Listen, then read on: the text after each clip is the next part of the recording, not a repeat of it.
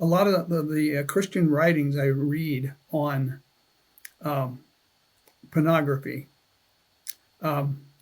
they start out by agreeing with the world. They say men can't help it. We're just hardwired that way, and that's a lie.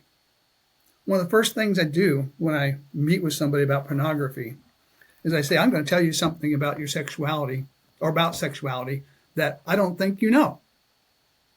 Now, you've been exposed to a lot, so you probably know a lot. I said, let me share this with you and see if you agree or disagree. I'm saying there are two kinds of sexuality. You only know one kind. The Bible calls it lustful. There's another kind of sexuality. And the Bible doesn't give it a name other than righteous, but I refer to it as non-lustful, the opposite of having a lustful sexuality. In 1 Thessalonians chapter 4, verse 3, it says, "For this is the will of God, your sanctification, that is, that you abstain from sexual immorality." Now, isn't it interesting that he refers to our sanctification, which covers all of life, but he narrows it down just to our sexuality in this passage?